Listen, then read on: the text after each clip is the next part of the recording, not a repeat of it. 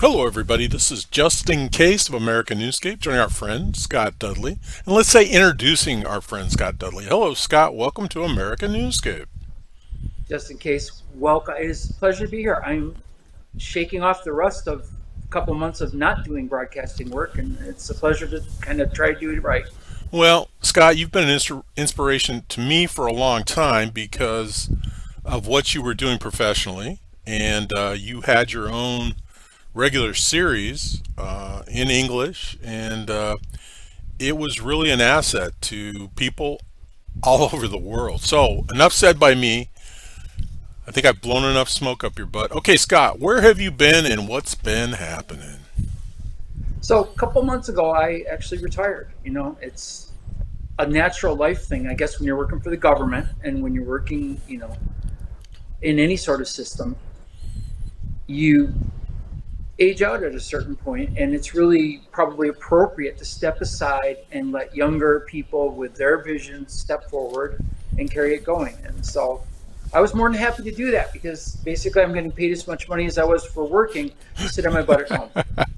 Yeah, but Scott, you did not age out because you were every bit as dynamic, if not more so, the first broadcast I heard from your last broadcast. So, but we forgive you. We know you need to get off to other things, and I'm looking forward to the new blood in that show. And that show is there's two shows put on by Imperial County Behavioral Health Services, and one's in English. It's called Let's Talk About It, and you can search that on the internet. And the other one is called Expressate, which is the show in Spanish. I did the show in Spanish a couple of times. It was an adventure. Well, I'm sure you did a remarkable job compared to what I would do in Spanish. The shows didn't the shows aren't podcast shows, so it was back in the good old days when it was said on the radio and then it went away. And so you could say whatever you wanted to, and nobody could hold you accountable. But that changed, and the show consistently improved. And we want to.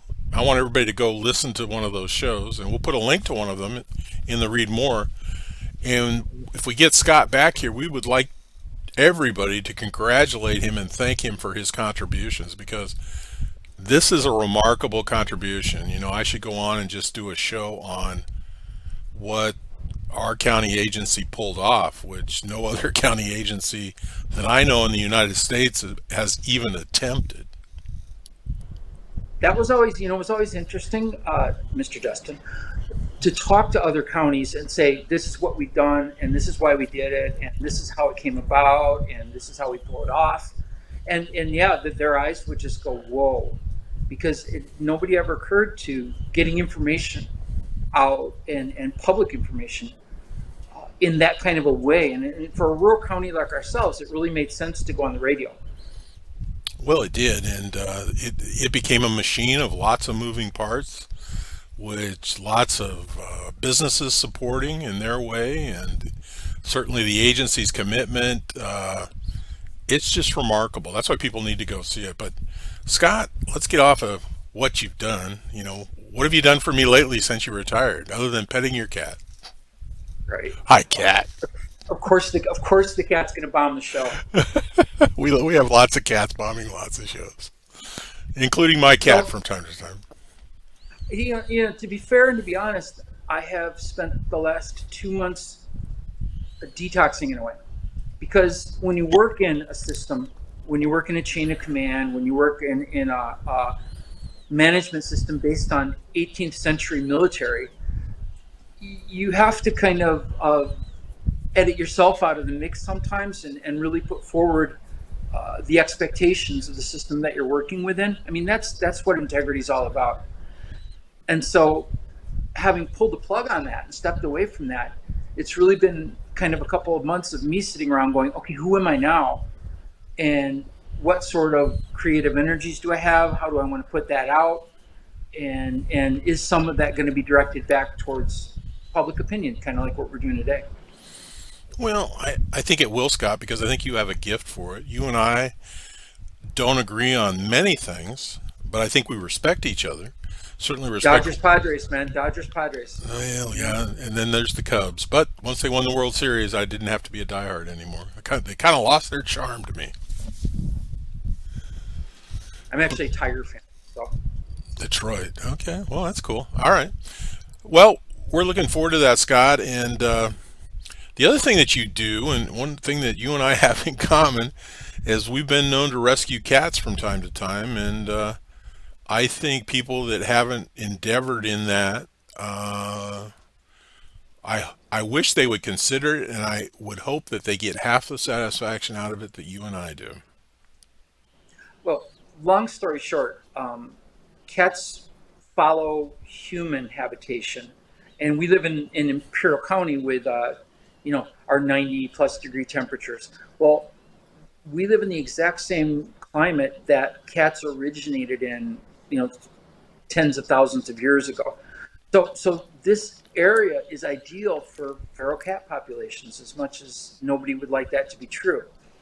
And so feral cats can have 2, 3 litters of cats every year, and they do. So a lot of my energy has been spent on trapping and neutering and releasing, especially in our local colonies, so that I'm not having to catch her and home kittens every year. And I've been pretty successful in that. But yeah, I've routed a lot of kittens into a lot of homes and all over the place. Well, there's the other thing unique to our area, and what we're talking about is the desert Southwest. We have what I would call a transitionatory, which is probably not a word, but I'll say that population where they come, they put their kids in school, they buy their kids pets, and then they return home in the summertime. And sadly, it's not uncommon for them to put dogs and cats out on the street to fend for themselves. And that's how I came across my cat. I was never a cat person, but he thought I needed to be a cat person, and he's basically adopted me. And he spends most of his day taking care of me. I mean, checking in with me to make sure I'm okay, make sure I'm doing what I need to be doing. And it's remarkable. So for a diehard dog fan that didn't have much use for cats, um, I'm sitting with a cat that has a vocabulary approaching 1,000 words, which I would have never believed until he started implementing what I was telling him to do. So, Yeah. so They're amazing. They're so just neurologically, interestingly, cats are closer to humans in terms of how they process and how they experience emotions than dogs are. Because and you'll see that because dogs pack up. Humans don't really pack up. We form associations or groups or friendship peer things, but much as cats do. Dogs don't do that, and so cats share with us emotions. That's why, for example, the only time a cat meows is when they're talking to us. yes. They don't meow to other cats. Well, it'll sound like it. Sometimes they cry at another cat to Yeah, communicate, you can but you're get some right. yowls or, Yeah, or growls or hisses or all sorts of things with other cats, but that plaintive kind of meow, right. that's for us. And the trill is too. I've never heard a cat trill to another cat. The trill comes from when a mother cat calls her babies. So if you had litters of cats running around your life, you would hear that. So that thing is kittens, come here. We've got stuff to do. Oh, interesting, interesting. So you're a cat wrangler. Um, you're looking for that next chapter in your life, and I think it will come to you very soon. You're an extremely talented individual, and we're excited to get you on here because your opinion is it's unique, and oftentimes it's dead on correct, and that's why you've always inspired me because you spark thoughts in my mind that my mind is not capable of generating on its own because I don't think in those patterns. Yeah, they accuse me not of being left field. They accuse me of being outer space. Well, Just like me, you are an acquired taste, Scott. But I think my audience is going to love you because you're honest. You have a tremendous amount of integrity. From time to time, we'll probably offend people, but so be it. So be it. And honestly, Kurt, or Justin, the secret of my success in annoying people or wormholing stuff is I think about things really hard, and I go to as much fact-based information as I can muster, and then I just kind of put that in the machine and say, okay, what does this mean in terms of who I am and what I'm going through in my life? Well, Scott, having known you for, gosh, it's going on 20 years, um, I don't think you ever set out to annoy anybody. I don't. No, but it's a talent. It's a gift. It's a curse. Well, the truth somehow does that to people. It will. The truth will annoy a lot of people a lot of the time, but there's no shame in it. And and the other thing, I think you and I are of a generation where we respected opinions that were not our own. We allowed others to have their opinions, and I Yeah, don't very think, much. and I don't think we denigrated. We listened to them, and then if I have to listen to your opinion, you're going to have to listen to my opinion. And I think the world was a better place when that was going on. Opinions move my opinions all the time. Absolutely. I've got a new community, and it is Wolftown Dog Park, and I spend about an hour and a half there, 7 days a week, with running my, letting my sprinting dog sprint, and talking to people of very different backgrounds and ages, and every time we're talking about stuff, I'll kind of go home and think about what their take was on whatever it was, and it moves me almost always. It alters how I thought about stuff at the end of the day, and I think that kind of community coalition building, consensus building, is a lost art, and I think it really got narrowed in by social media. But then, the politicization of everything and the right and left thing. I think that all that stuff kind of really doesn't help that process, and that process is really neat.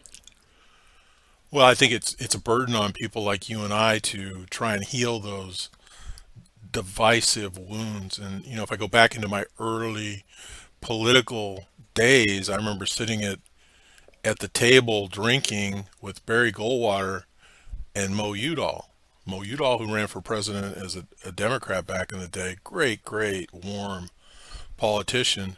But they were friends. They broke bread together. They drank together. And what would never come up was politics when they because sat. it didn't have to. Right. Absolutely. And they knew where they were. And they still respected each other. So, maybe that was a gift I had. And I think you were, what I remember of your going to college and your formative years, you were gifted with that as well. And I think a lot of your integrity and a lot of your courage, because I'll call it courage, to put out there what you believe, was built in those formative years.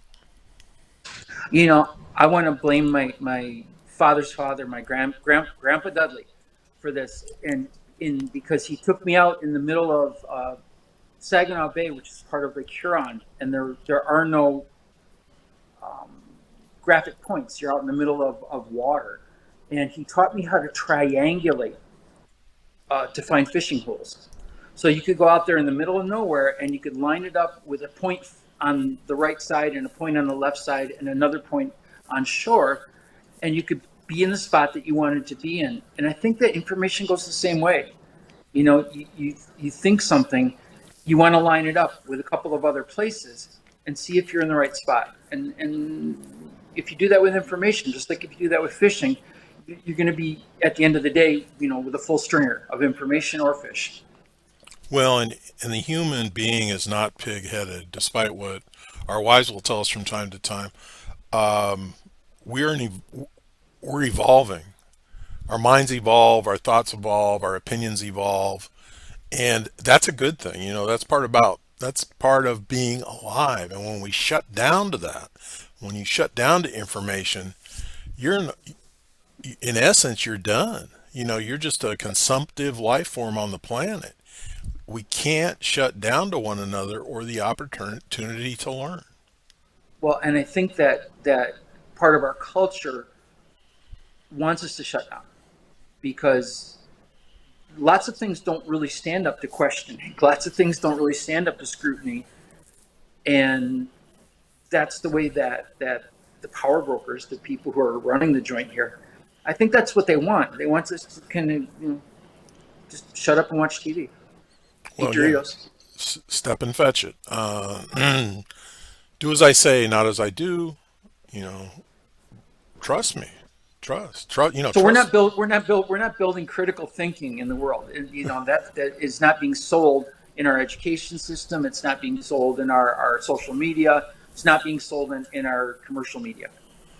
Yeah, but Scott, when you and I went to school, whether it was being taught to us, we fought for it, and that was Oh yeah, probably for our upbringing.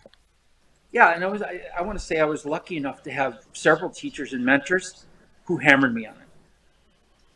Well, and encouraged, I remember government. What was the other thing? It was called government and econ teacher in high school, and he pushed me. He used to bring people into the class. Now I was very conservative, and he was very liberal, and he would bring people into the class, guest speakers, because he wanted me to debate them in front of the class, and he saw that as a gift that I had, and he didn't resent it.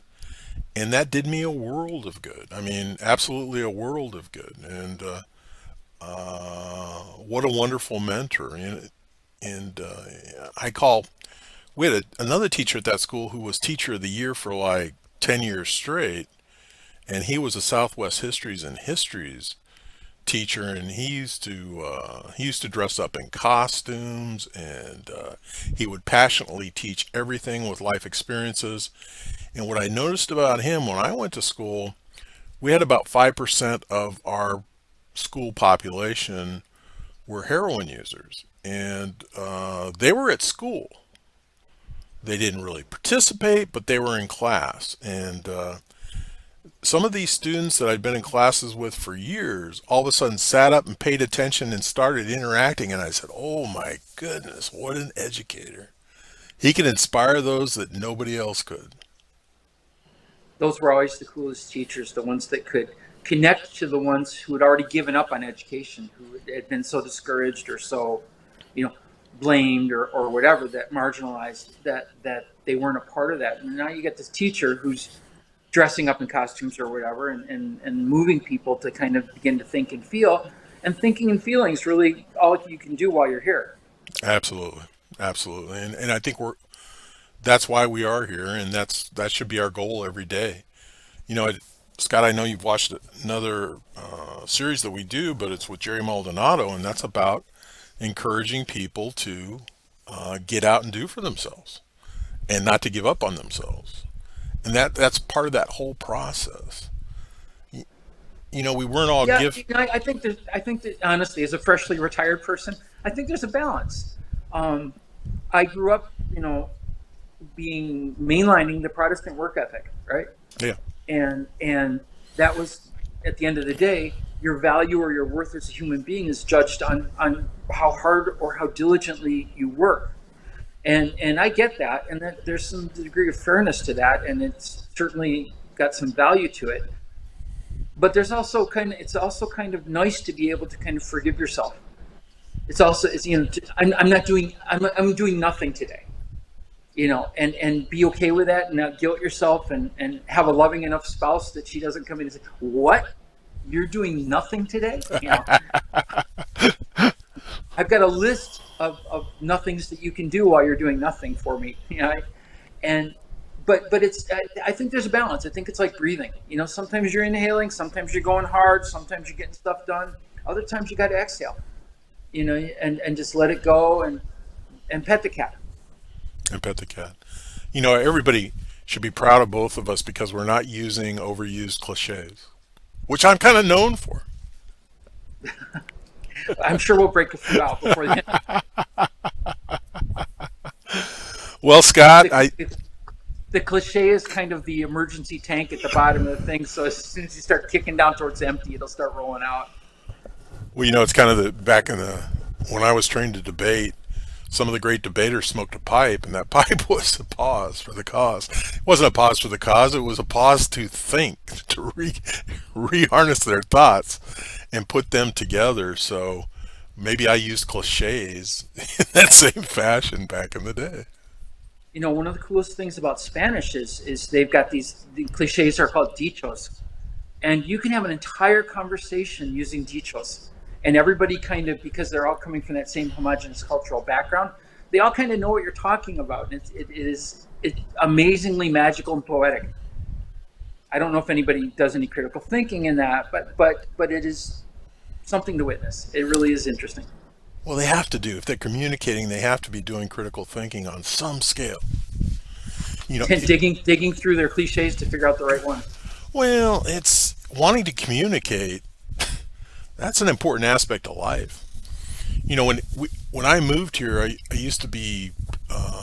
People talk about we have a lot of field workers here that work in 110 degrees, and I used to marvel at when they were in the field working together. They were talking and having a good time. And you always knew who they were when you met them in a grocery store or something like that because they were talking and having a good time. And we learned to respect those people. Yeah, I'll say this as a government worker. Every day I showed up and I clocked in and I started making money, I knew whose money that was. And it was those field workers out there working in 110 degrees, paying taxes, were funding my life.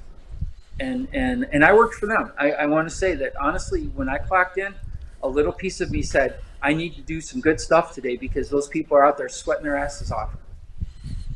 Well, wouldn't you say most days when you turned your office light off and headed home, you felt like you'd accomplished something that day? For me, it's like I belonged to them. I belonged to their mission. And as a good Protestant work ethic employee, my job was to make stuff happen. And whether that took my creativity or my intellect or my stubbornness or my writing skills or whatever, then I just I just plugged that in and gave them an honest effort at the end of the day. That's all you can do. No, I agree with you, Scott. Well, let me plug you now. Scott's written quite a few books, and we're going to provide a link to how you can learn about these books and buy these books if you care to. And I think you will enjoy them. They will prove to be an intellectual exercise at times, but they'll also be refreshing and unique. So before we get out of here, Scott, two things. I'd like you to promise to come back. Certainly. And why don't you leave us with a couple final thoughts to get through our day, and we'll put this one in the bank. Sure. All right. So first, let's drop the book thing. If you go to Lulu Publishing, and I'm sure Justin will pop up the link, but if you go to Lulu Publishing and type in Scott Dudley, you'll get a list of my books. And I I've had fun writing books. I want to honestly say. I wrote a murder mystery where I was actually the person murdered, and there were Oh, ghosts involved, so it was kind of like a horror story. And my youngest child actually was the person who did it. Did I give away too much plot? I don't know. Uh, but it was I cathartic. wrote a I wrote a coffee table book just because shouldn't everybody make one coffee table book in their life? And it cost $60. So my mom was the only one who ever bought a copy of it. But I want to say that I actually did it. I Well, wrote a book that spoke to the inability of words to describe anything accurately. So basically, and a short version of that is the word dog is not a dog. And yet you read that and you begin to invent pictures of dogs in your head, and you begin to take it as literal because it's such a natural transition in our brains in terms of trying to sort things out. But it's really important to remember that dog or Perro in Spanish, isn't a dog, it's a word. And to have that in all information that you take in form of words, to have that awareness. So I wrote a book on that, which of course was a pretty short book because my whole point was that words weren't as good at communicating as we thought they were. You're exactly So right. Exactly right. So what's your co-host's name there, Scott? Luna. Luna is my, and she is my best friend cat. A year ago, I got heat exhaustion working outside. I was tumbling my rocks, and it was 110, and I was doing it anyway. And I came back inside and I had heat exhaustion, and it stuck with me for like a week and a half.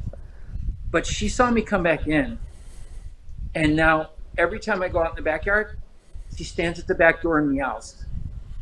And when I come back in, she kind of checks me, like, "Are you okay?" So that's kind of what best friend cats are supposed to do. She's about 8 years old. We got her in Buckland Park, the local walking park. I got a call from my wife and my youngest child saying, "Hey, there's a couple of abandoned kittens here in the park. Come help us get them." It wasn't Daddy going at them. And they'd already caught Luna.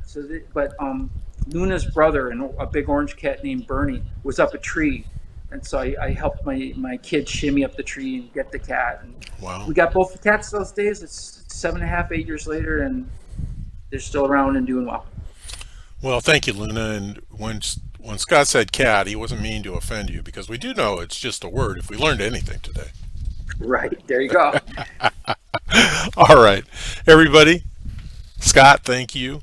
Everybody, this has been Just In Case, and Scott bringing you American Awesome. And Luna, thanks for joining us. Remember, additional information and links are provided in this video's read more. Today's the day to subscribe to this channel. Please learn more about Scott Dudley when time permits.